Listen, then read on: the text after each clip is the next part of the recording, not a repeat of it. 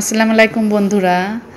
এই যে ঘুম থেকে বিকেলবেলায় উঠে দেখি বেশ আবহাওয়াটা মেঘলা মেঘলা, তাই ভাবা গেল যে কি খাওয়া যায় চায়ের নাস্তাতে। তা ঝট করে মনে পড়লো ফ্রিজে তো চিকেন ভরাই আছে। তো মেঘাকে বলে দিলাম যে আজকে তুমি চিকেন স্যান্ডউইচটা বানিয়েই ফেলো।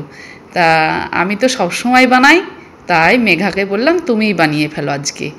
তো মেঘা চট করে রাজি হয়ে গেলো, আচ্ছা ঠিক আছে, আজকে তোমাকে রেস্টেই আমি দিয়ে দিই। তো টিফিনটা আমিই বানিয়ে নিই চায়ের।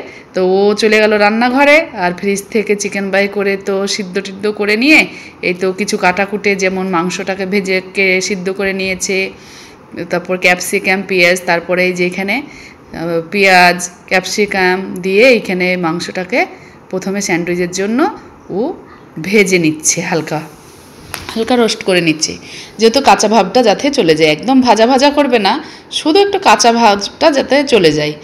কাঁচা ভাবটা থাকলে একটু কেমন লাগে খেতে, সেজন্য হালকাভাবে ভেজে নিচ্ছে। আর এই যে এইভাবে ভাজাটা হয়ে গেছে, এইভাবে লাড়তে লাড়তে বেশ হালকা রোস্ট করে নিল। তারপরে এই যে হয়ে গেছে, এটা নামিয়ে আমি রেখে দেব। আমি না, ঠিক মেঘাই করছে, আমি ক্যামেরাম্যান আজকে।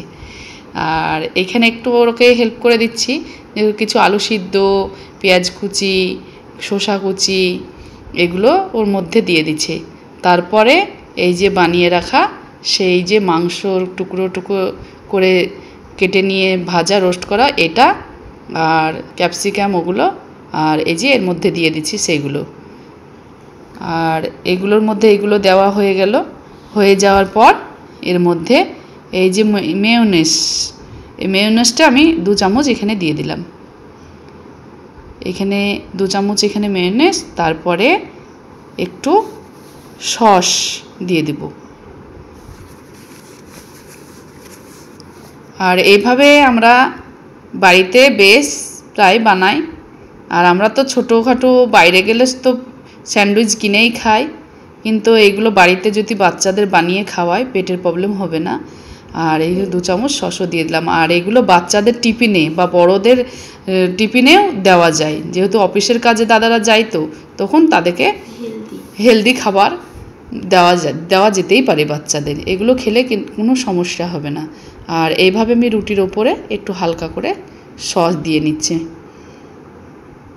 আর এইভাবে এই যে পুরটা বানালাম সেটা ওইরকমভাবে দিয়ে তার উপরে দিয়ে কড়াইয়ের মধ্যে হালকা ঘি দিয়ে, মানে ঘি বা বাটার, তাই আমার হাতের কাছে আর বাটারটা ছিল না, তাই আমি হালকাভাবে ঘি দিয়ে, এই যে 2 চামচ ঘি দিয়ে এরকম করে এটাকে উল্টে পাল্টে ভেজে নিলাম। যেহেতু স্যান্ডউইচ মেকারটা আর আমার নেই, কিন্তু আমি কড়াইয়ের মধ্যেই করে নিলাম। আর এখানে করার পর এই যে টেবিলে কর্তাবাবু ঘরে আছে, ওনাকে ডাক দেওয়া হচ্ছে খাওয়ার জন্য। মেঘা এনে আমাকে টেবিলে দিয়ে দিল। তাই এখানে ছোট খাচ্ছে আর আমাকে বলছে দারুণ হয়েছে। আর আমি বললাম এটা আমি করিনি সোনামা, সোনা এটা মেঘা করেছে, ওর দিদি। তাই ও দিদিকে থ্যাংক ইউ দিদি বলছে। তাই এইভাবে আমরা